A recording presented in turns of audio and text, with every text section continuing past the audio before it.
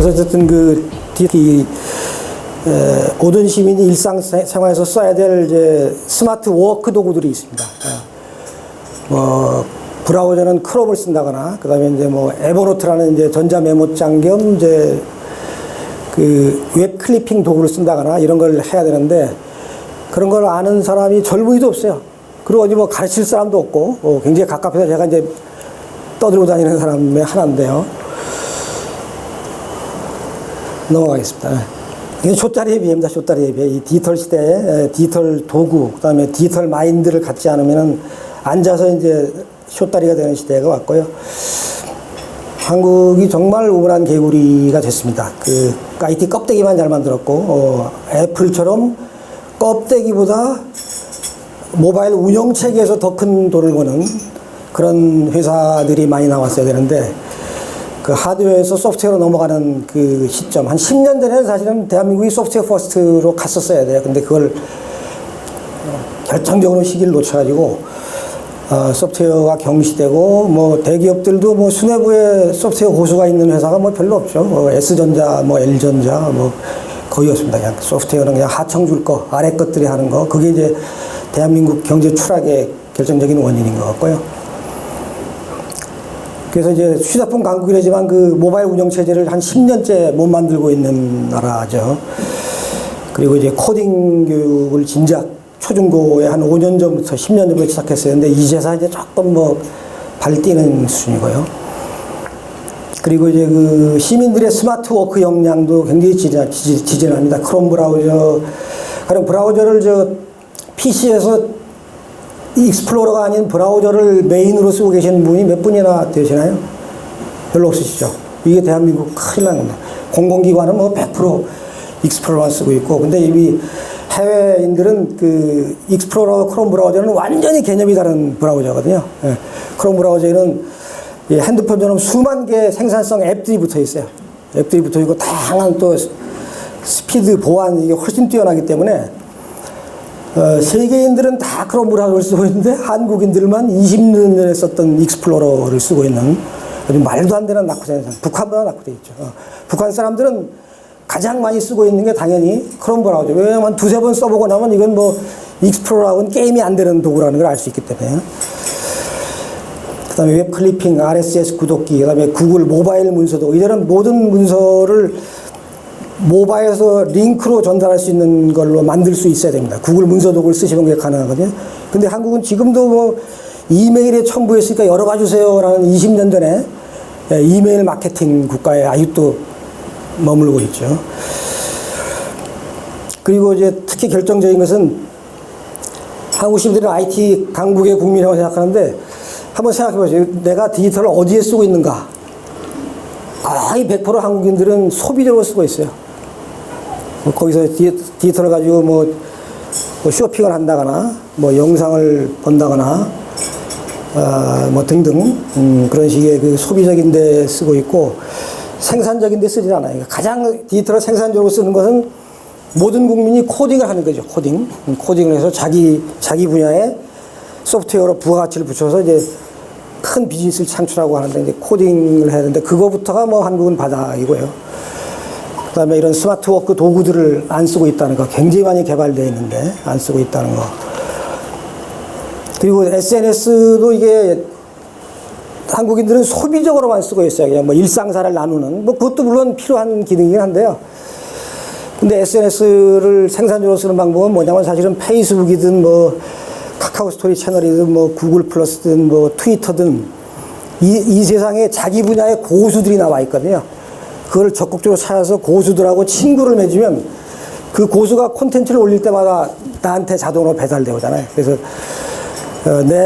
내가 고수들한테 배우는 통로로 SNS를 써야 되는데, 그런 어프로치가 한국에서는 굉장히 없죠. 굉장히 없고. 그리고 이제 세계 최악의 전자결제라는 건 잘 아시는 거고요. 인터넷 보안도 바닥이고, 너무 창피한 수준이 된 겁니다. 그래서 그런 배경 하에서 이제 가령 이런 스마트 워크 도구들이 있습니다. 크롬 브라우저니 이런 거 아마 잘 안 쓰실 것 같아요. 구글 문서 도구라거나, 에버노트라거나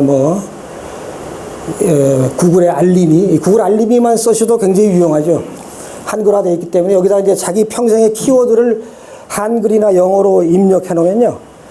가령 뭐 암호화폐라고 입력해 놨다. 그러면 이제 구글이 하루에 한 번씩 국내외 암호화폐에 대한 콘텐츠 중에 사람들의 반향이 좋았던 거를 인공지능으로 쫙 골라가지고 내 지메일 주소로 보내주거든요. 그래서 저는 그래서 이제 일반 메일은 국내 포털을 쓰지만 지메일의 용도는 바로 이겁니다. 구글 알림이를 해가지고 내 평생의 키워드에서 메일 받아보는 거죠. 다 보지는 못하더라도 뭐 그렇게 받아가지고 일주일에 한두 개만 보물을 건지면 되는 거거든요. 근데 이런 도구들을 한국은 대학생들, 중고생들부터 모르고 있고 또 가르칠 사람도 없고 그런 정말 갑갑한 상황에서 제가 이제 책을 빨리 써야 되는데 지금 시간이 좀 책을 못 쓰고 있고요. 가령 크롬 브라우저, 전에는 이제 브라우저 하면 당연히 뭐 익스플로러였지 않습니까? 근데 이제 이게 10년 전에 구글이 크롬이라는 브라우저를 내놓으면서 쭉 올라오고 있잖아요. 전 세계 사람들이 야 이거 써보니까 이건 뭐 생산성, 보안성, 속도 그래서 뭐 크롬 브라우저하고 상대가 안 돼요. 크롬 브라우저라는 거는 그냥 단순히 사이트를 찾아주는 기능하고 약간의 보안 기능밖에 없잖아요. 근데 크롬 브라우저는 막 수만 개 핸드폰처럼 응용 프로그램이 있지 뭐 즐겨찾기 편하게 제가 이따 한번 크롬 브라우저를 보여드릴게요. 크롬 브라우저 하면은 즐겨찾기 같은 쉽게 쓸 수 있지 뭐 여러 가지 장점이 있기 때문에 세계인들은 절로 다 갔어요. 크롬 브라우저로. 그리고 이제 저 익스플로러는 뭐 이제 전 세계인들이 그저 한 뭐 5%, 7%? 북한 사람도 익스플로러 쓰는 거는 한 5%밖에 안 돼요. 북한 사람들도 한 60, 70%가 PC에서 크롬 브라우저를 쓰고 있어요. 그러니까 디지털적으로는 북한 사람들이 훨씬 앞서 있죠. 앞서 있어서 북한이 진짜로 퀀텀 점프를 할 수도 있어요. 소프트웨어 쪽 국민적 역량을 굉장히 10년간 키워왔기 때문에 소프트웨어 잘하고 교수님 아시면 소프트웨어나 그 수학 천재들은 유치원 때 선발해가지고요. 평생을 보장하고 이제 중학교 3년은 또 인도에 유학을 시켜줘요. 소프트웨어 유학을. 그래가지고 수만 명을 키워놨어요. 굉장한 고술이 있는 거예요. 그러니까 미국 국방부가 무서워할 정도의 해킹 고수들이 북한에 있는 거거든요. 북한은 보시다시피 크롬 브라우저가 글로벌 트렌드하고 같이 가잖아요. 크롬 브라우저가 쫙 이게 치솟아가지고 한 60% 이상이 크롬 브라우저를 쓰고 있어요. 근데 한국은 어떠냐? 한국은 뭐 이 그래프는 그래서 조금 나아져 보이는데 원래는 한국은 지금도 뭐 한 80% 이상 공공기관, 뭐 금융기관 이런데 뭐 100% 익스플로러를 쓰고 있죠. 그게 이제 액티브엑스라는 못된 놈 때문에 그게 액티브엑스가 한국만 20년간 써왔잖아요.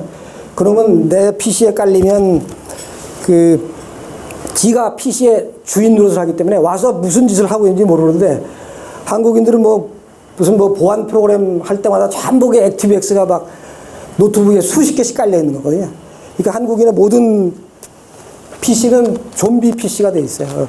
그러니까 뭐 해킹 국제 해커들이 제일 놀기 쉬운 거지. PC마다 해커들이 장난치기 쉬운 액티브엑스가 다 깔려 있는 유일한 나라거든요, 전 세계에서.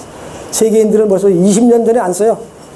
그러니까 이게 그 국가정보기관이나 이제 정부에서 한번 야 인터넷 보안하려면 익스플로러를 쓰고 써야 되고 액티브엑스 써야 돼. 그러니까 그게 20년 동안 헌법이 돼가지고 말도 안 되는 낙후 국가가 유발된 거예요. 그리고 이제 여기는 이제 어쨌든 남한도 PC에서 58%가 크롬을 쓴다고 통계치는 돼 있는데 저거는 그냥 대부분이 그냥 깔아만 놓고 안 쓰고 있거나 또 깔아도 익스플로러처럼 그냥 사이트 찾는 기능만 쓰고 있는 게 뭐 99%예요. 거기에 어마어마한 생산성 도구가 있다는 것을 알고 있는 한국 사람이 없어요. 이건 뭐 이제 서론 부분이 좀 길었는데 어쨌든 실제로 그 나라의 각 조직의 리더들이 얼마나 디지털 마인드가 있는가를 국제 비교한 거거든요. 아시아에서도 뭐 호주, 싱가포르, 홍콩, 인도보다 한국의 각 조직의 수장들이 다 뒤떨어져 있어요. 저도 이제 제가 뭐 4차 혁명 강의도 여기저기 다니는데 한 7, 80장의 PPT 중에서 4차 혁명에서 딱 한 장만 살리자 하면 저는 이걸 살려야 된다고 얘기를 하거든요. 핵심이 터닝 데이터 인투 비즈니스 밸류죠. 데이터를 내 비즈니스 밸류로 만들고 그다음에 이제 데이터를 행정 혁신의 드라이브로 쓰고 그러니까 중국만 해도 지금 빅데이터를 활발하게 쓰니까 정부 서비스도 엄청나게 고도화되고 있어요, 중국은. 근데 이게 이제 한 5년 안에 승부를 봐야 될 상황이고요. 승부를 안 보면 이제 중국이 다 먹겠죠. 그래서 이것도 참 갑갑한 일인데, 최장 120년 하드웨어 장사, 그 다음에 뭐, 커피 장사 스타벅스, 뉴스 장사 워싱턴 포스트가 전부 다 한 목소리예요.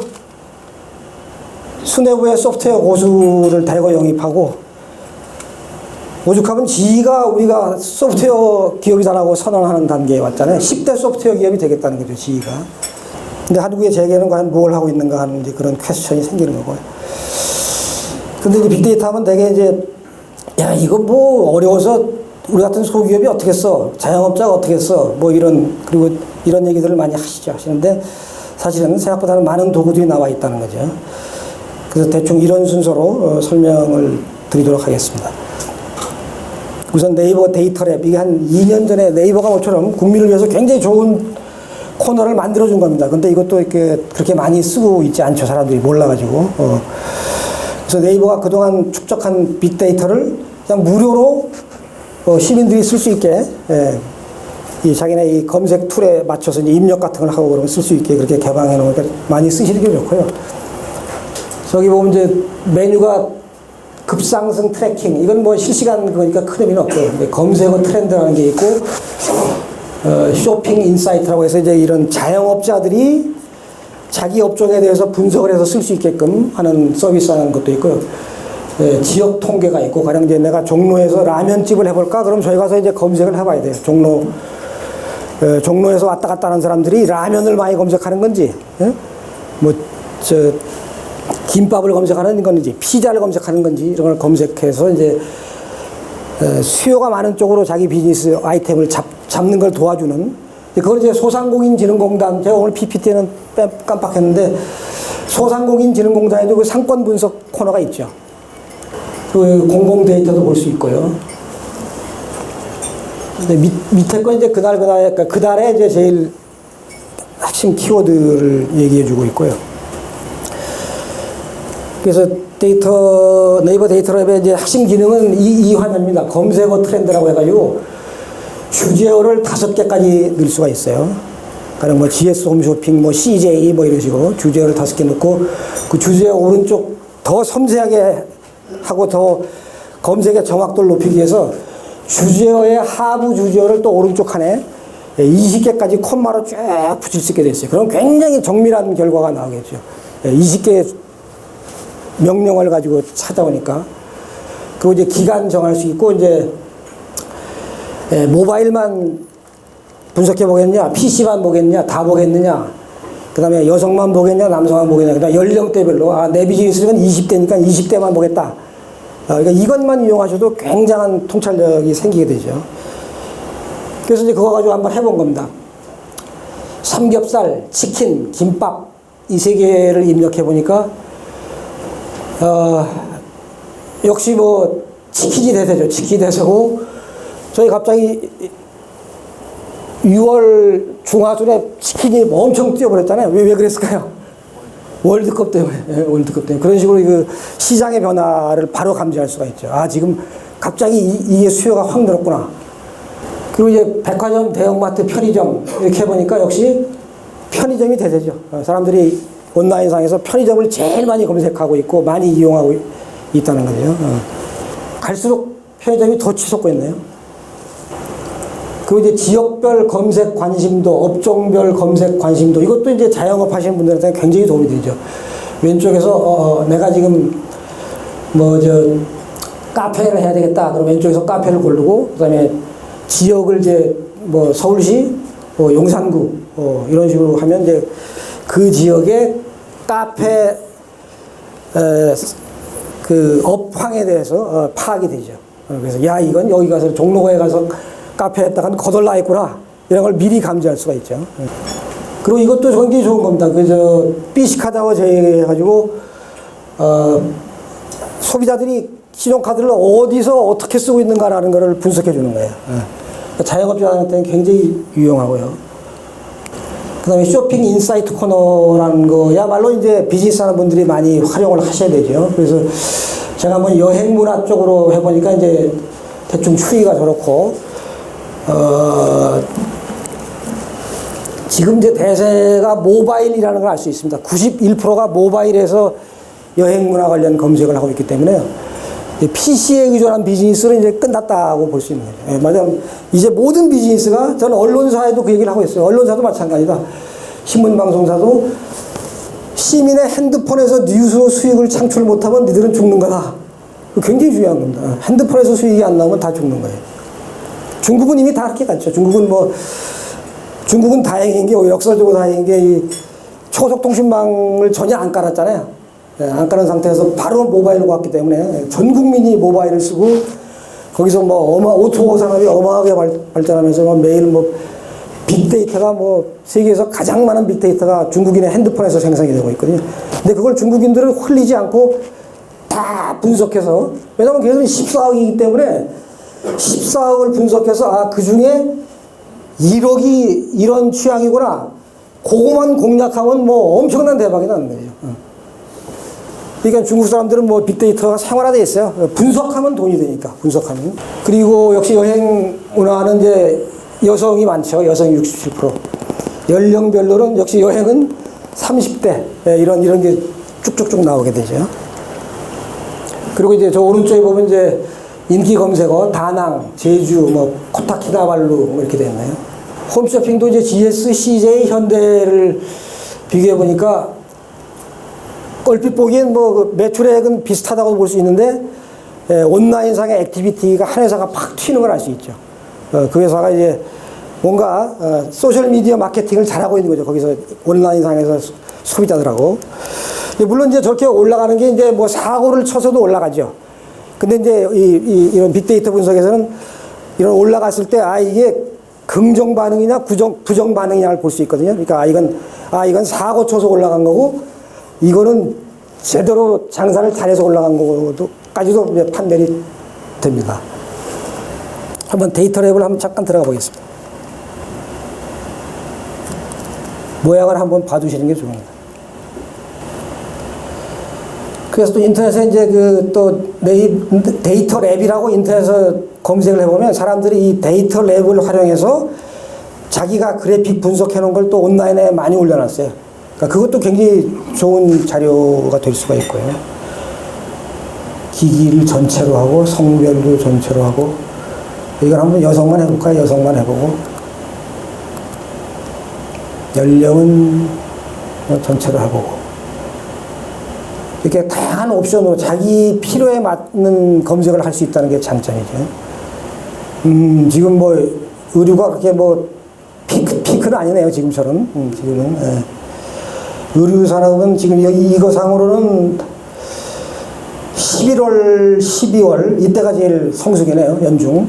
이런 것도 알 수 있는 거죠. 그럼 이때 이제 공급량을 늘리고, 이제 등등.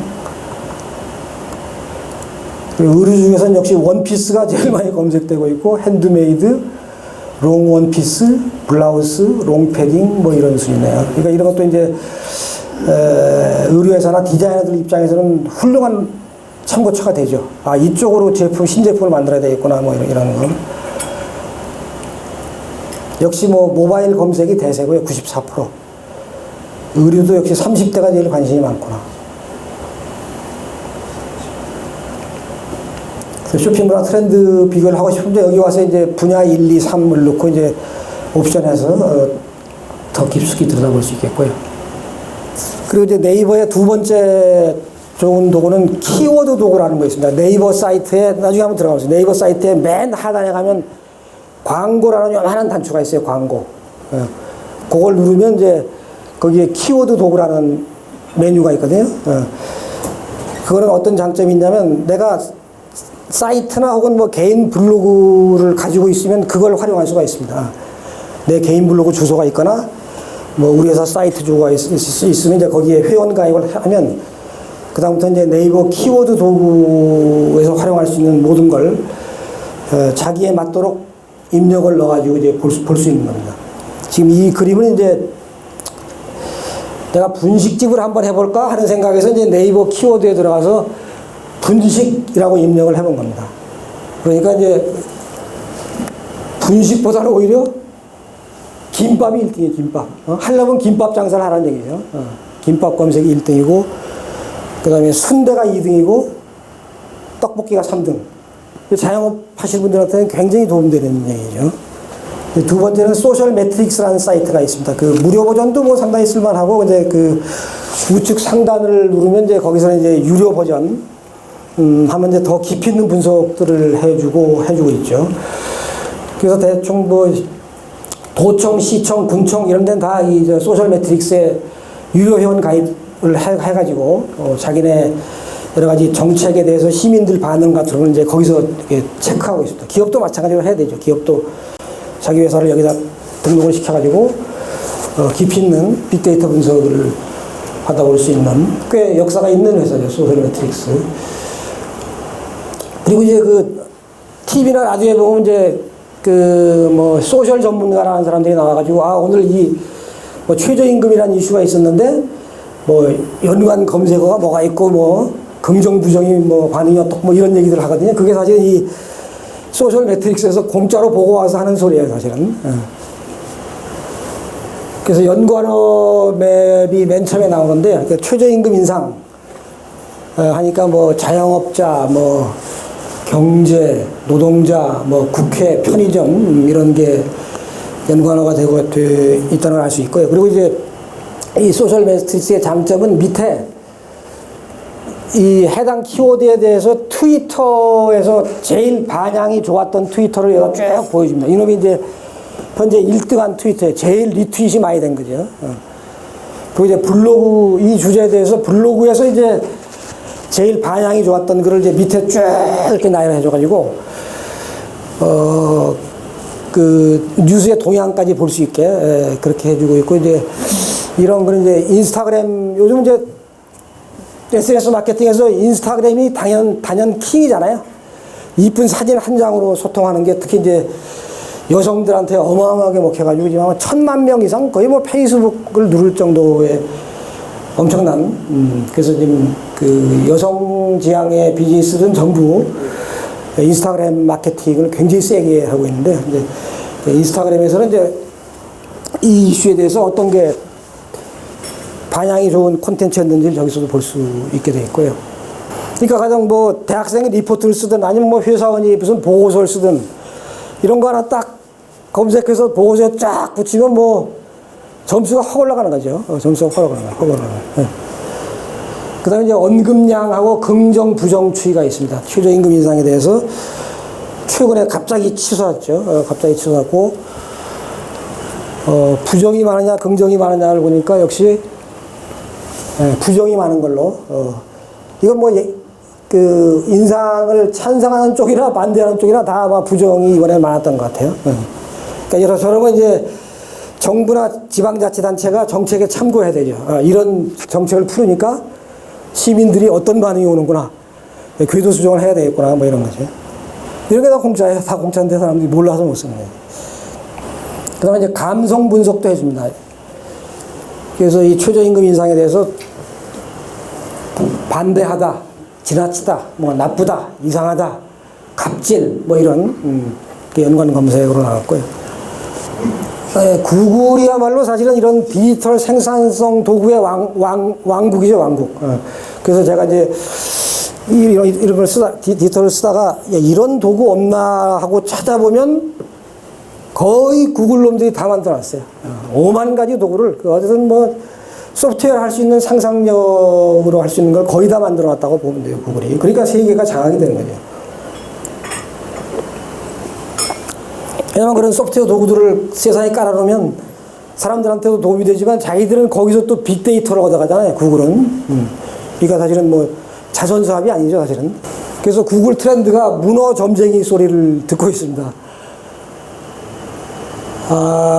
지난번 대선 때 그 세계 굴지의 여론조사 회사들이 뭐 다 그냥 개망신 했잖아요. 거꾸로 다 짚어가지고. 그리고 저 영국 브렉시트 때도 마찬가지. 세계 유명한 여론조사 회사들이 다 망신당했거든요. 근데 그거를 구글 트렌드를 알고 있었어요. 이미 한 달 전부터 트럼프가 어쨌든 뭐 트럼프에 대한 긍정과 부정이 섞여 있긴 하지만 어쨌든 트럼프에 대한 언급량이 그냥 저기를 확 앞서버린 거죠. 힐러리 클린턴을. 그래서 그때 이제 대선 한 달 전에 이미 그 구글 CEO가 선거 결과는 구글 트렌드 보시면 알 수 있다라고 예고를 했는데 사람들이 안 믿었죠. 네, 안 믿었어요. 이걸 이제 대한민국으로 설정할 수도 있고, 이제 뭐 미국, 이렇게 글로벌로 설정할 수도 있고요. 이건 대한민국으로 설정하면 이제 이렇게 뭐 최근 현안에 대해서 비주얼로 설명해 준 자료가 먼저 보이고요. 그리고 이제 최근 한글 중에서 이제 인기 검색어, 김병준 위원장도 나오셨네. 네, 인기 검색어가 등장하고, 저기 이제 구글 트렌드 저기다 이제 자기가 알고 싶은 바를 입력하면 되는 거죠. 그래서 제가 언젠가 먼저 하림에 가서 이제 이런 비슷한 강의를 한번 했었어요. 스마트워크 강의를 해서. 그때 포크라고 한번 검색해봤더니 아주 재밌는 결과가 나와가지고, 이번에는 그냥, 그러니까 포크라고만 검색을 했더니, 전 세계적으로 포크가 되는 장사더라고요. 이게 막 계속 전 세계적으로 검색량이 늘고 있어요, 포크가. 그리고, 포크에 대해서 검색량이 제일 많은 나라가 이제 밑에 쭉 나옵니다. 그럼 어떻게 해야 될까? 내가 돼지고기 수출업자라면 여기에 등장한 나라의 수출 우선순위를 둬야 되죠. 그러니까 구글 트렌드의 장점은 글로벌을 알 수 있다는 거죠. 글로벌을 알 수 있어요. 그래서 포크, 돼지고기하고 소고기하고 치킨 해보니까 역시 뭐 치킨이 왕입니다. 여기서도 치킨이 왕이고, 치킨은 어쨌든 식재로서는 뭐 영원한 왕자, 고기류 중에서 왕자가 아닐까 그런 생각이 들고, 오히려 더 증가세가 있는 것 같고요. 그럼 이걸 이제 지역별로 다 보여주고, 비프는 어느 나라에서 관심이 높은지, 치킨은 어느 나라 관심이 높은지 이런 걸 다 보여주게 되죠. 구글 인플루엔자라는 것도, 인플루엔자 트렌드도 굉장히 중요한 상품이죠. 구글이 아주 굉장히 자랑했던. 그래서 구글의 어마어마한 빅데이터를 통해서 사람들이 그 독감과 관련된 언어를 언급을 할 때마다 그걸 이제 카운트 해가지고, 지금 캘리포니아에 한 달 이내에 독감이 대유행하겠다라는 예언을 합니다, 구글이. 근데 그게 이제 독감 끝나고 나서 정부가 사후 통계를 내보면 그게 거의 정확하게 맞은 거예요. 구글의 독감 예언이 사후 결과하고 정확히 맞아버렸어요. 그러니까 빅데이터를 왕으로 안 모실 수가 없죠.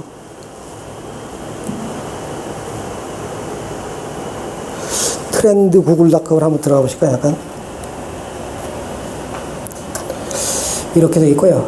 이제 여기다 이제 뭔가를 치는 거죠. 뭘 넣어볼까, 여기다가.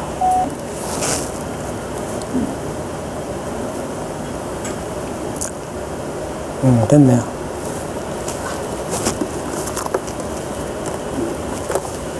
그러면 그래서 지역별로 한번 보면 저 4차 산업혁명을 하는 데는 한국하고 아프리카밖에 없어요. 그러네. 그 용어를 잘 안 쓰니까. 미국에서는. 용어가 아니라 사실은 우리가 모두 디지털 트랜스포메이션을 찾아야 되는 거죠. 네, 맞습니다. 영어로 찾을 때는 디지털 트랜스포메이션을 찾아야 돼요. 특수한 나라지. 우리 회사의 비즈니스에 대한 거를 이제 직원들한테 시켜야 돼. 저는 한번 경합시켜 보실 만하다고 생각해요.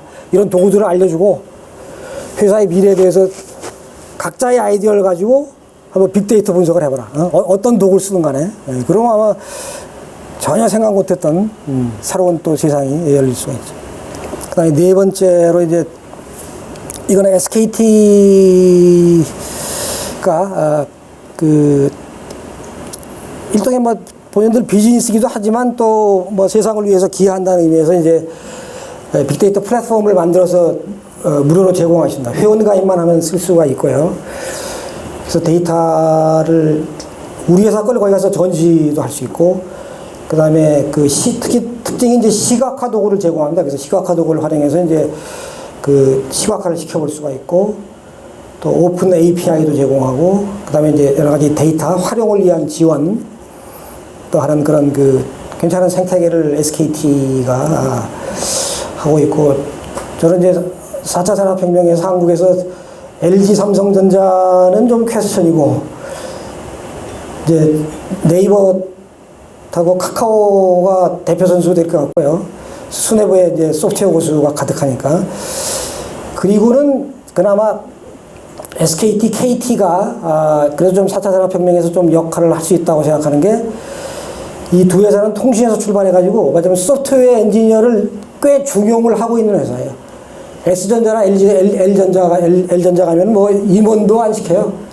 그런데 두 통신회사는 소프트웨어 엔지니어한테 활동할 룸이 있고 뭐 이렇게 상당한 중요한 자리까지도 올라가고 있거든요. 그래서 특히 5G가 걸려 있기도 하고 두 회사에. 그래서 이 SKT, KT는 좀 미래가 있겠다. 그리고 잘하면 지금은 이제 내수용 기업이지만 그걸 가지고 글로벌로 갈 수도 있겠다. 그런 생각을 저는 해보고 있고요. 이런 이제 빅데이터 플랫폼은 이건 이제 다 활성화되면 사실 이제 글로벌로 세일할 수 있는 거죠. 글로벌로 세일할 수 있는.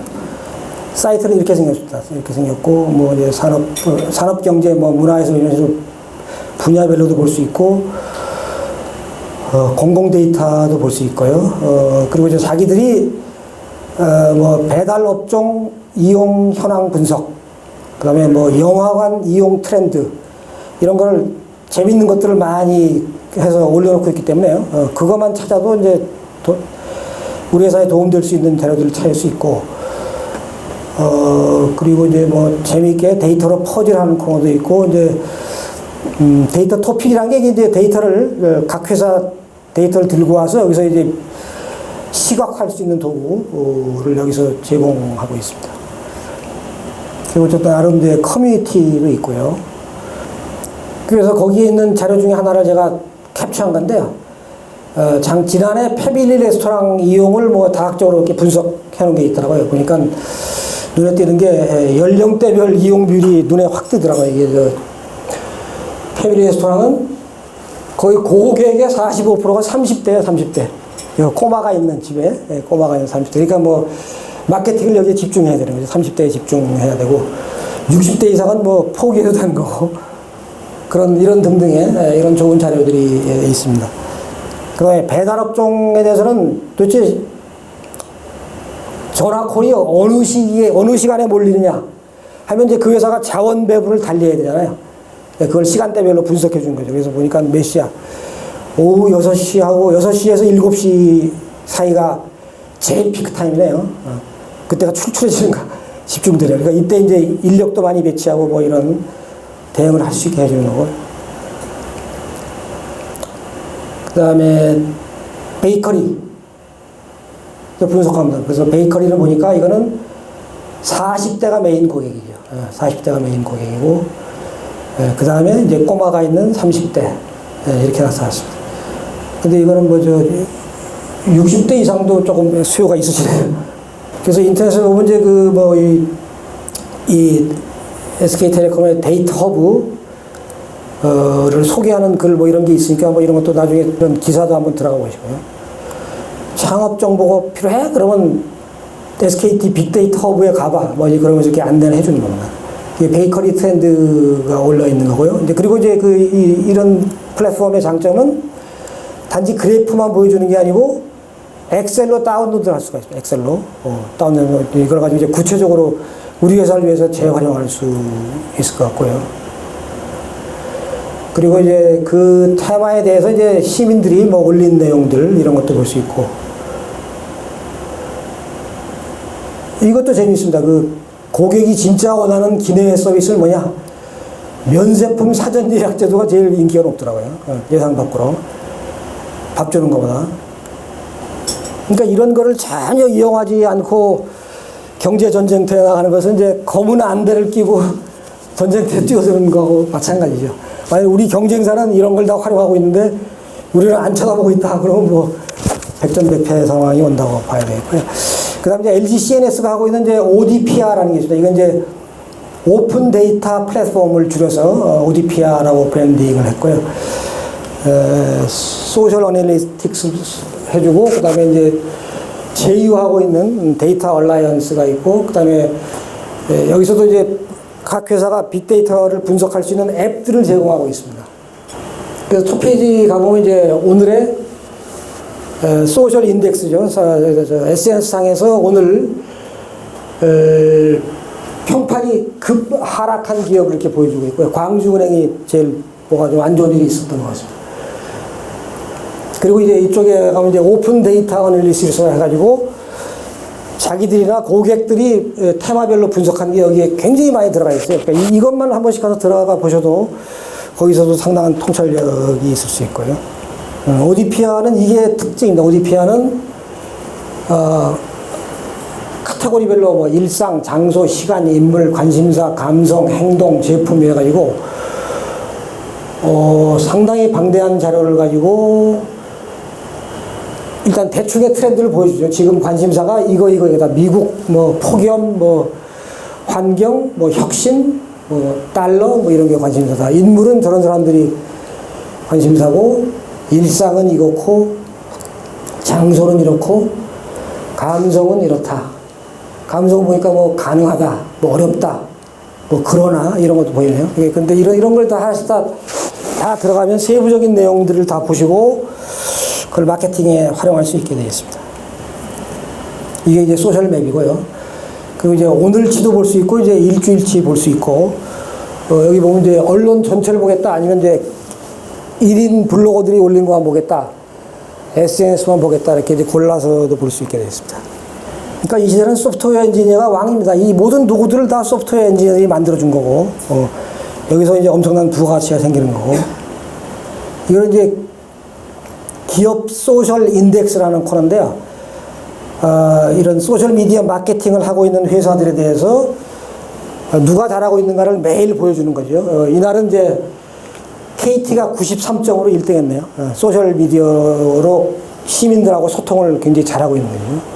그 다음에 이마트, 나이키, 삼성전자, 현대차, 뭐, 이쪽이 이제, 온라인 소통을 고객들하고 잘하고 있는 회사. 그 다음에 또 재밌는 기사가 하나 있어서 제가 링크를 걸었는데, 이 오디피아 사이트에서 삼성물산의 소셜 인덱스가 갑자기 막 뛰어올랐어요. 그래서 이제, 야, 이게 웬일이냐 하고 이제 이 사람들이 분석을 해본 건데 아주 엉뚱한 결과가 자기들이 분석해놓은 겁니다. 오디피아에서 이렇게 분석을 해놨는데 왜 갑자기 삼성물산의 사회적 평판이 확 치솟았냐 하고 이제 보니까 주가는 좀 올랐다 이거죠. 주가는 올랐고 의외로 일상, 뭐 제품, 장소 이런 단어들이 떴고 삼성물산이 또 에버랜드의 대주주인가 그렇죠. 그래서 에버랜드 관련 키워드가 떴고 대체 연관어가 노래하고 편곡이 나왔어요. 삼성물산이 값이 떴는데 대체 연관어가 노래하고 편곡이 나와서 이게 뭐야 하고 이제 조금 더 분석을 해보니까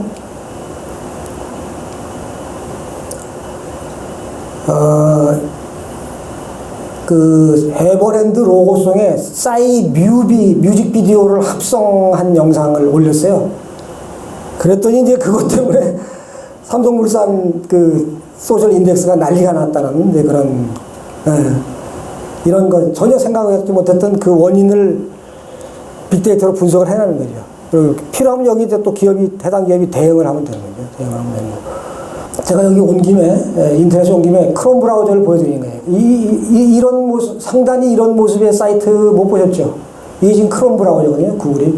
그러니까 반드시 PC나 이런 데 깔아서 익스플로러도 쓰고 이제 크롬도 같이 쓸 수 있습니다. 그런데 메인을 크롬으로 쓰시는 게 당연히 좋고요. 성능이 훨씬 뛰어나기 때문에. 여기에 두 번째 줄에 보면은 아이콘들이 쭉 나열되어 있잖아요. 이게 이제 크롬에는 수만 가지의 생산성 앱이 있다고 그랬잖아요. 그 앱 중에 내가 많이 쓰는 것, 이건 이제 스크린샷 하는 겁니다. 제가 오늘 같은 PPT를 만들어도 제가 스크린샷을 많이 하게 되잖아요. 그걸 이제 요거만 딱 누르면 이제 스크린샷이 되고, 스크린샷도 다양하게 할 수 있어요. 선택한 지역만 샷할 수도 있고, 전체 페이지를 할 수 있고, 뭐, 보이는 화면만 할 수 있고, 이런 식으로 다양한 옵션을 가지고, 능수능란하게 스냅샷을 수행할 수가 있고요. 그리고 이제 아까 제가 에버노트를 꼭 쓰셔야 된다고 했잖아요. 에버노트가 웹 클리핑 기능이 있어요. 코끼리로 건데, 그건 엄청난 장점이 있는데, 그러니까 모든 메모는 하다못해 뭐 술자리에서 들은 건배사도 바로 핸드폰에 에버노트에다 저장을 하셔야 돼요. 에버노트에 저장하면 평생 클라우드에 저장이 돼가지고 핸드폰이 바뀌어도 다시 에버노트 앱만 깔면 그 20년 전, 30년 전에 내 메모가 다 나와 있어요. 그러니까 뭐, 내 10년 전에 동대문에서 누구하고 만나서 뭐 상담한 게 있었는데, 그럴 때는 그냥 내 에버노트에 가서 동대문 상담, 그러면 10년 전에 그 내용이 그냥 바로 쫙 뜨는 거거든요. 엄청나게 편리한 공짜로, 근데 이제 한국인들은 그렇게 많이 안 쓰고 있어서 제가 그게 쓰라고 계속 권하고 있는 상태고요. 그것만 써도 내 지식 경쟁력이 굉장히 높아지는 게, 그때 잊어버렸을 거를 다 클라우드에 저장하고 넘어가고 또 언제든지 그걸 검색해서 볼 수가 있고, 뿐만 아니라 또 하나의 기능은 아까 말씀드린 웹 클리핑. 전에는 좋은 기사를 보면 가위로 잘라서 풀로 붙였잖아요. 그런 시대는 이제 완전히 간 거고, 이제는 좋은 기사를 보면 가는데, 지금 이 좋은 기사, 이 기사가 괜찮잖아요. 그러면 괜찮다. 그러면 저는 이제 바로 이 코끼리, 이게 에버노트에 클립하는 단추입니다. 웹 클리핑을 해주는 거죠. 그러니까 지금 이 기사를 요거만 딱 누르면 이렇게 딱 나오죠. 그래서 이제 제목 같은 거 내가 그냥 적당히 고치고, 삼성물산 뭐 소셜 분석 이런 제목을 고치고, 그냥 저장은 되지만 이제 저 같은 경우는 이제 여러 가지 키워드별로 방을 만들어 놨어요.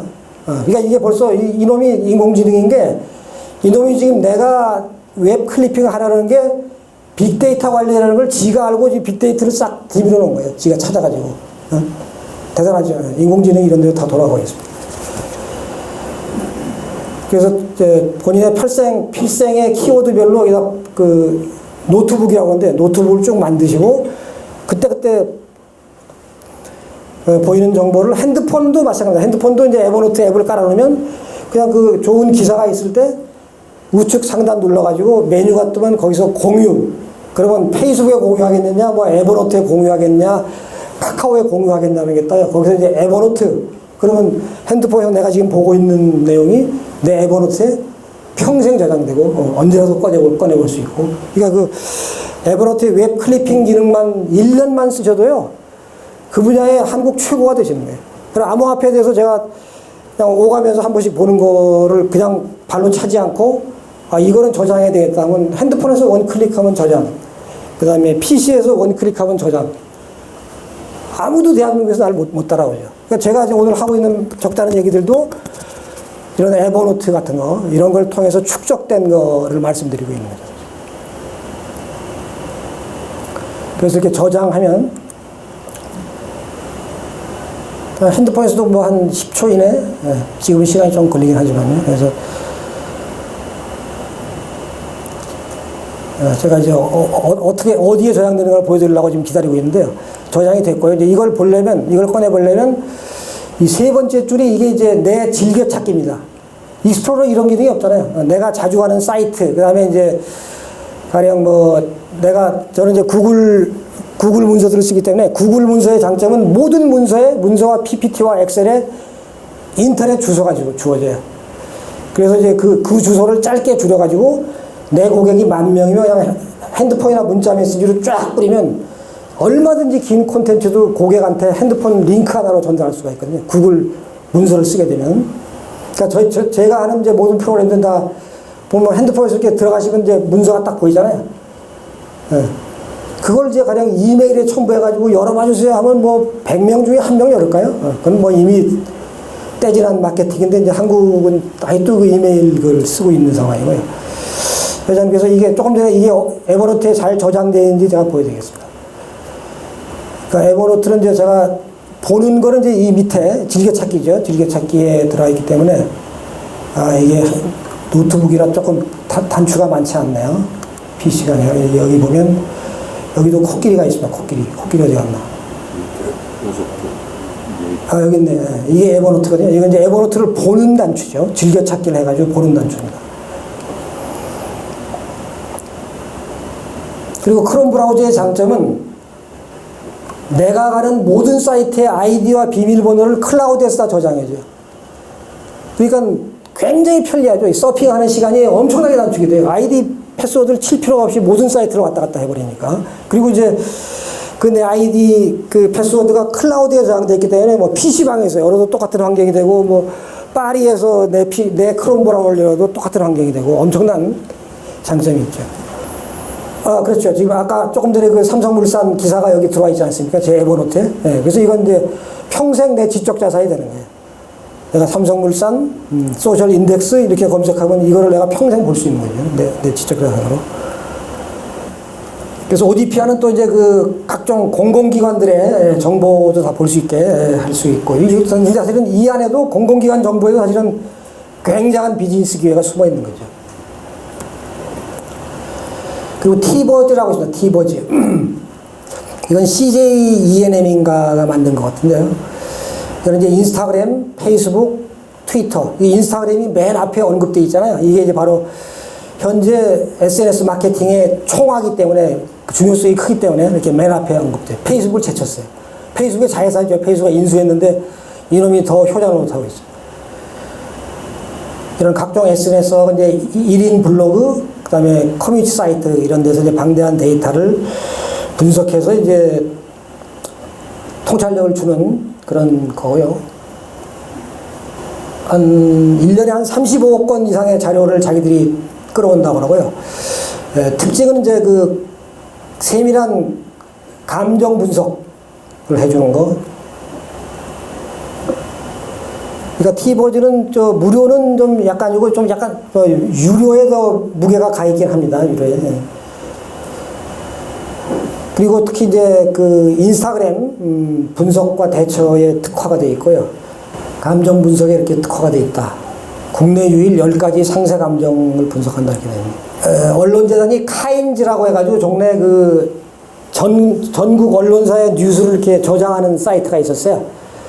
그거를 얘네들이 한 2, 3년 전에 잘 생각해가지고 그거를 이제 뉴스 빅데이터 사이트로 바꿨어요. 그게 이제 빅카인즈거든요. 빅카인즈인데 사실 지금 뭐 뉴스라는 건 뭐 한 수명이 얼마 안 되잖아요. 사실은 뭐 한 1시간이나 갈까? 뭐 어떤 거는 뭐 한 2분, 3분 내에 끝나죠. 초에 끝나는 뉴스도 많고. 근데 그런 순간 뉴스를 언론재단이 빅카인즈라고 이제 빅데이터 쪽으로 바꾸면서 이게 보물 창고가 되버렸어요. 보물 창고가 돼가지고 여기 보면 뭐 뉴스 심층 분석 사례, 뭐 라이브러리, 뭐 일부는 뭐 이런 건 또 유료가 있고요. 유료가 있고. 근데 뭐 무료만 써도 충분합니다. 이게 지금 현재 이슈가 나와 있죠. 보물선 얘기, 뭐 헬기 얘기, 뭐 드루킹 변호사 얘기, 뭐 이런 거. 그래서 메뉴를 보시면 뉴스 검색, 범위 선정, 뉴스 분석, 뭐 저장 이런 식으로 돼 있고 여기 아까 네이버 비슷하게 돼 있죠. 여러 가지 상세 검색을 할 수 있습니다. 상세 검색을 할 수 있고 가령 뭐 반드시 포함하는 단어, 반드시 빼는 단어 이런 것까지 넣을 수 있게 돼 있고요. 그리고 각 언론사를 선택해서 TV만도 검색해 볼 수 있고 뭐 이런 식으로 되어 있습니다. 중요한 건 이거죠. 그거보다는 오히려 이제 뉴스 분석 사례 코너, 난민 뉴스 통계, 뭐 상속 증여에 대한 뉴스 분석, 뭐 그런 것들, 김무선에 대한 분석, K리그에 대한 분석 이런 걸 이제 비주얼화해서 제공한다는 게 굉장히 장점이 되기 때문에 기업들도 마케팅에 얼마든지 쓸 수 있죠. 더군다나 공짜인데. 그리고 이제 이슈 모음 코너도 도움입니다. 이슈 모음 코너 날짜별로 그날에 제일 핫했던 뉴스를 이렇게 쭉 시간대별로 보여주고 있습니다. 그럼 8번째는 이제 빅풋, 큰 발자국이죠. 이게 사실은 뭐 빅데이터라는 얘기입니다. 그렇죠. 빅데이터라는 게 사람들이 온라인상에 발자국을 남기고 간 거잖아요. 발자국을 남기고 간 거기 때문에 이제 브랜드를 잘하는 것 같아요. 빅풋9이라고. 이 친구, 이 회사는 참 저는 기특하다고 생각하는데, 한국의 벤처인데, 한국에서 어느 정도 성공을 해가지고, 미국, 일본, 호주, 베트남 뭐 이런 쪽에 동남아 권 해가지고 9개 국가로 진출 성공했어요. 이거 훌륭한 사례죠. 소프트웨어 비즈니스를 해가지고 외국인들에까지 좀 어필하고 있다는 그런 회사가 되겠습니다. 그래서 여기 보면 뭐 굉장히 자세하게 분석을 해주죠. 뭐 포스트 어널리시스, 뭐 페이지 어널리시스, 뭐 액티비티 어널리시스, 그다음에 어떤 사용자들 분석, 그다음에 텍스트 분석 이런 식으로 굉장히 심층적으로 분석을 해주고 있습니다. 빅풋의 서비스들을 소개한 건데요. 물론 이제 실시간 모니터가 되고 스마트 보드로 만들어주고 엑셀로도 우리 회사의 분석 결과를 받아서 우리가 또 그걸 재가공해서 쓸 수 있게 해주고, 전세 콘텐츠를 벤치마킹 할 수 있고, 이벤트를 할 때는 이제 실시간으로, 만약 뭐, 신세계 백화점이 무슨 이벤트를 한다면 실시간으로 이제 그 성과를 측정해주고, 특히 좋은 거는 이제 경쟁사의 온라인 마케팅 동향을 여기서 훔쳐볼 수가 있죠. 내가 지금 아시아나인데 대한항공 놈들 지금 뭐 하고 있는 거야? 여기 들어가 보면 이제, 얘들이 지금 이런 빅데이터 도구를 써서 이런 활동을 하고 있구나. 우리도 그쪽을 보강해야 되겠다. 이런 이제 접근 동향이 탐지가 되는 거죠. 9번째는 스타 태그라는 게 있어요. 태그라는 걸 좀 모르시는 분도 좀 많이 계실 것 같은데, 10대들은 뭐 굉장히 잘 알고 있는 거죠. 인스타그램을 많이 쓰기 때문에. 인스타그램은 아까 말씀드렸지만, 한 장에 아주 이쁜 사진 하나, 아니면 뭐 짤막한 영상, 3분 이내 영상이에요. 왜냐면, 한 장의 사진으로 소통하는 SNS거든요. 뭐 글이 거의 없어요. 글도 없고, 거기는 보통 뭐 페이스북이나 트위터 이런 건 이제 관련 링크도 붙일 수 있는데, 링크도 못 붙이게 돼 있지, 지금도. 내가 근래는 못 잡았는데, 거기는 링크도 못 붙이고, 자자 오로지 이쁜 사진 하나에만 집중하게 돼 있어요. 그러니까 뭐, 특히 여성들 쪽에서 뭐 폭발적인, 그리고 특히 이제 연예인들이 자기 활동 사진을 거기에 올리니까요. 거기에 막 팬들이 달려들어가지고 뭐 난리가 나고, 이제 지금 이 시대에 제일 핫한 SNS 마케팅 도구인데, 이제 스타태그가 이제 거기에 착안해서 인스타그램의 빅데이터를 분석해서 그 회사의 마케팅 제언을 해주는 거예요.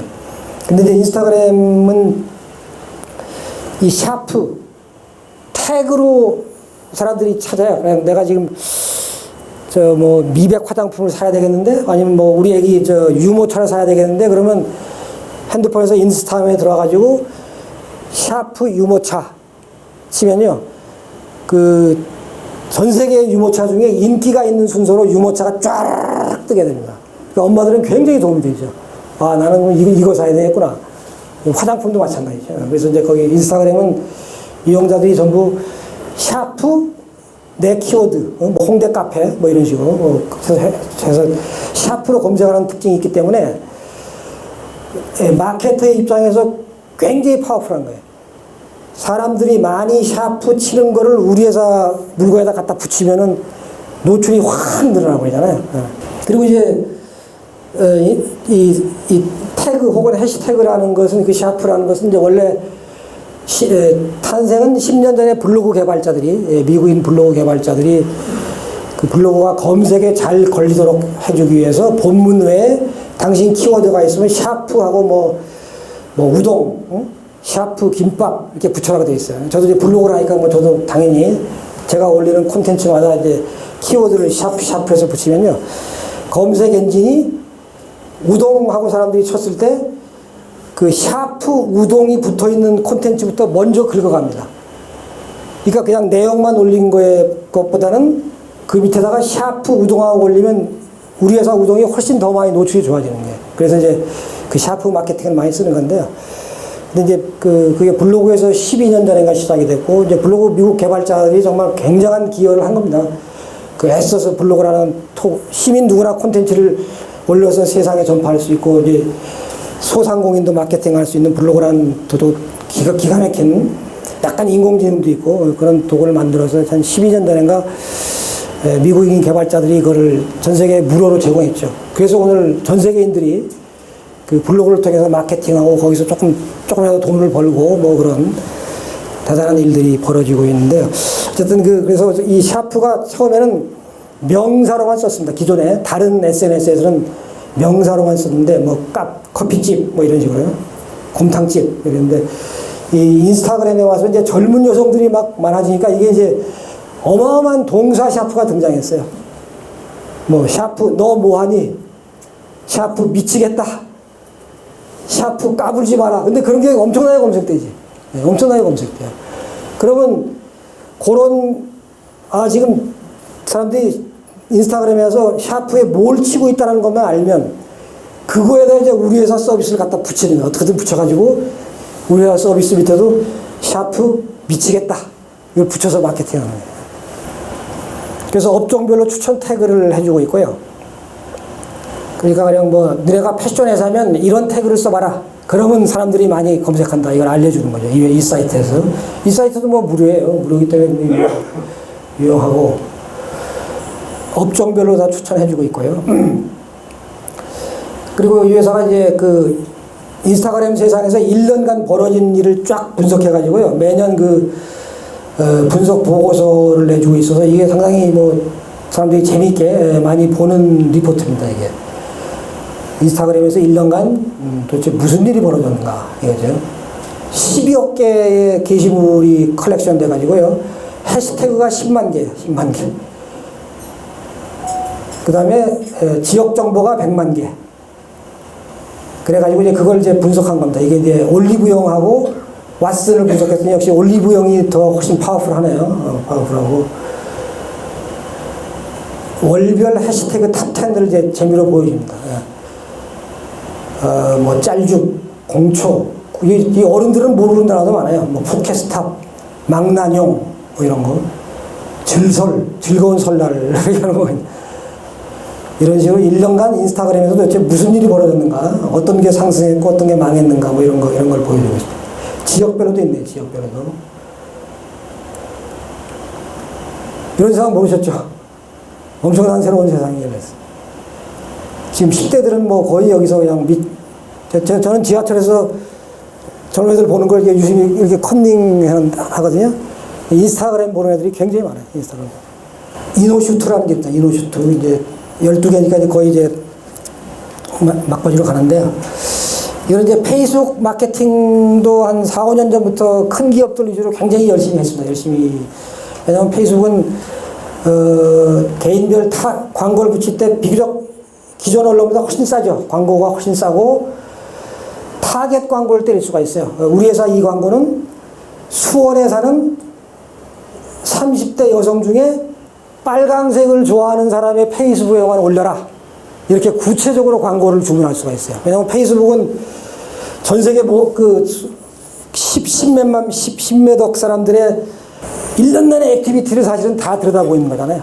이 사람이 어디서 가서 뭐를 했고, 자주 쓰는 단어는 뭐고, 즐겨 입는 옷은 뭐 청바지고, 이걸 페이스북은 다 알고 있는 거예요. 그러니까 당신 기업이 원하는 포커싱만 찍어줘라. 그럼 우리가 그 사람들을 페이스북에 띄워주겠다. 이게 이제 페이스북 마케팅에 상당히 효과가 있기 때문에 기업사에 상당한 붐이 일었었고요. 근데 그래서 이노슈트는 그 페이스북 마케팅 회사들에게 이제 솔루션을 제공합니다. 그래서 이제 랭킹을 매일 해주죠. 오늘은 어느 회사가 페이스북 마케팅을 잘했다. 너희들 반성해라. 이제 뭐 이런 거. 이 수치를 통해서 반성해야 될 포인트가 뭔지 뭐 이런 거 알려주고요. 그 다음에 시밀러 웹. 지난주 강사가 이거 잠깐 언급했었어요. 지난주에 강사가 잠깐 언급했었는데, 이건 그 시밀러 웹이라는 회사 이름 자체가 알 수 있듯이 비슷한 웹이라는 게 무슨 얘기일까요? 경쟁사 웹사이트를 컨닝해보자, 그런 사이트예요. 네, 그 경쟁사 웹사이트를. 근데 다 컨닝됩니다. 그러니까 뭐 사실 모든 기업이 다 발가벗고 있는 거예요. 디지털 마케팅을 하는 한에는 이 회사가 무슨 마케팅 도구를 쓰고 있는지, 모바일에서는 얼마나 활동하고 있는지, 이 게시글 올릴 때 키워드는 뭘 많이 쓰고 있는지, 샤프는 뭘 많이 거는지, 이런 거 다 나와요. 그리고 이제 상대방 회사는 가령 뭐 수원 쪽에서 검색량이 많은지, 뭐 그런 거, 강릉 쪽에서 많은지, 뭐 이런 걸 다 들여다볼 수가 있죠. 근데 이제 기본 베이스는 이제 인터넷 사이트와 글로벌 인터넷 사이트하고 모바일 앱의 랭킹을 무료로 제공하는 게 이제 기본 출발점이고요. 웹에서 8천만 개 웹사이트를 긁어오고요. 모바일 앱에서 300만 개 앱을 긁어오고, 긁어온 거를 이제 매일매일 240개 카테고리로 또 60개 국가별로 분석해서 이제 고객한테 서비스를 해주는 거예요. 그래서 이게 이제 미국의 탑 사이트를 내가 그냥 바로 알 수 있죠. 구글닷컴, 페이스북, 유튜브, 아마존, 야후 이런 식이라는 걸 이제 금방 알 수 있고, 이런 게 또 다 마케팅 참고 자료가 되겠죠. 그리고 이제 모바일 앱 랭킹. 모바일 앱에서는 페이스북이 1등이네요. 구글 플레이 앱 다운받는 게 2등, 구글 자체가 3등, 구글 크롬 브라우저 아까 말씀드렸잖아요. 크롬 브라우저가 앱에서, 스마트폰에서도 4번째 앱일 정도로 외국인들은 핸드폰에서의 검색도 당연히 크롬 브라우저로 하는 거예요. 한국인들만 안 하고 있지. 그게 훨씬 생산성이 높기 때문에. 유튜브도 랭킹 5위에 해당하나요? 그리고 페이스북이 만든 이제 카톡 같은 메신저가 6위, 뭐 이런 글로벌 동향을 다 알 수 있습니다. 그래서 내가 말레이시아에 진출한다. 그럼 말레이시아의 웹사이트 랭킹, 그 다음에 앱 랭킹 이런 걸 다 파악하고 들어가면 훨씬 유리해요. 이건 이제 지난주 그 휴머존 수석 PPT를 제가 인용한 겁니다. 그 스밀러웹이 경쟁 기업을 분석할 수 있다는 거죠. 그 LF 패션하고 제일 모직을 분석하니까 이제 추이는 이렇고 뭐 그 사이트에 두 사이트에 고객들이 직접 들어왔느냐, 딴 데를 타고 들어왔느냐, 그 다음에 검색으로 들어왔느냐, 그 다음에 이제 SNS를 타고 들어왔느냐, 이런 걸 다 분석해 줍니다. 그러면 여기서 이제 전략의 변경이 생길 수 있죠. 아, 우리 경쟁사는 SNS에 치중하니까 그쪽에 성과가 많이 나는구나. 우리도 SNS 쪽을 좀 보강하자. 뭐 이런 그 전략이 가능하고요. 네, 마지막으로 이제 구글 빅쿼리라는 게 있습니다. 이것도 대단한 건데요. 그러니까 이제 보통 기업들이 빅데이터 분석을 하려면 뭐 서버도 있어야 되고 뭐 경우에 따른 클라우드도 써야 되고 뭐 이제 이런 비용이 발생하지 않습니까? 근데 이제 이 빅쿼리는 이건 그 어마어마한 구글 클라우드 인프라를 그냥 공짜로 내가 쓰는 거예요, 우리 회사가. 공짜로 쓰는 거예요. 거기에서 굉장한 메리트가 있죠. 클라우드 투자를 안 해도 되니까. 공짜로 쓰면서 코딩을 그렇게 대단히 몰라도 여기 있듯이 이제 뭐 프로젝트명, 뭐 데이터셋, 뭐 쿼리 입력, 뭐 지금 뭐 이렇게 몇 가지 클릭만 하면 우리 회사 비즈니스와 관련된 그 빅데이터 분석을 할 수 있고요. 제가 여기 사용법도 링크를 걸어놨습니다. 끝으로 이제 공공 데이터 포털이죠. 한국 정부는 이제 공공정보 개방에 상당히 관심이 많고 열심히 하고 있고 또 우리 김선희 교수님도 뭐 이런 쪽에 또 기여 많이 하고 계시고 그렇게 계실 텐데 그래서 data.go.kr에 생각보다는 굉장히 많은 데이터가 있어서 여기서 이제 벤처 아이템을 잡는 경우들도 꽤 많이 있고요. 분야별로 다 있기 때문에. 그리고 이제 그 홈페이지 하단에 가면 그 데이터 1번가라고 해서 내가 이런 데이터가 필요하다라고 요청할 수가 있어요, 정부에. 그리고 이제 각종 이런 우수 사례집 같은 여러 가지 사례 자료들이 있고, 공공 데이터 활용 사례가 설명되어 있고, 또 이제 인기 데이터를 표출시켜주고 있고, 굉장히 유용하다고 저는 생각하고 있습니다. 데이터 리터러시라는 말 들어보셨죠? 우리 과정에서도 한번 나왔잖아요, 데이터 리터러시. 이 시대의 데이터 리터러시는 이제 문맹이나 다름없다는 거죠. 이제는 누구나 이런 도구들을 활용해서 그냥 뭐 갑돌이 갑순이도 자기 생활 속에서 혹은 뭐 자기 소비 속에서 이런 걸 활용해서 화장품을 하나 사더라도 사람들이 퀄리티가 좋게 평가한 걸 사고 뭐 그런 식으로 누구나 생활 속에서 빅데이터를 활용해야 되고 더군다나 기업이라면 이건 뭐 저는 뭐 100% 필수라고 생각을 하고요. 그러니까 검은 안대를 쓰고 전투장에 나갈 거냐, 눈 제대로 도수 높은 안경 끼고 나갈 거냐, 뭐 그 차이, 어마어마한 차이가 있다고 생각이 돼요. 그래서 어쨌든 여기 계신 분부터 전부 우리 회사에 이제 문어 점쟁이가 되시길 바라고 또 빅데이터는 더군다나 저희들이 이번 CCF 과정에서도 인문학이라는 얘기가 몇 번 나왔었잖아요. 근데 이거는 디지털 인간, 21세기 디지털 인간들의 삶의 족적을 읽는 거죠. 그래서 인문학이죠. 사람들이 지금 어디를 다니고 있고 무슨 생각을 하고 있고 지금 뭐를 사고 싶어 하는지 이런 게 뭐 다 인문학적인 거기 때문에 빅데이터를 단순히 데이터 사이언스로만 생각하지 마시고 거기서 나온 결과치를 가지고 거기다가 인문학을 붙이자이죠. 인문학을 붙이면 새로운 비즈니스 모델이 충분히 될 수 있고 이제 빅데이터 문명이 되면 세상의 골칫거리가 돼요. 이제는 빅데이터 문명에서 반드시 벗어나야 된다고 생각하고 있습니다. 말하자면 회사원들이 회사에서 밥값을 못하는 회사원이 되는 거죠. 그래서 이제 데이터야말로 21세기 인문학이다. 이걸로 일단 마무리를 하겠습니다. 감사합니다. PDF는 보내드리겠습니다. 예.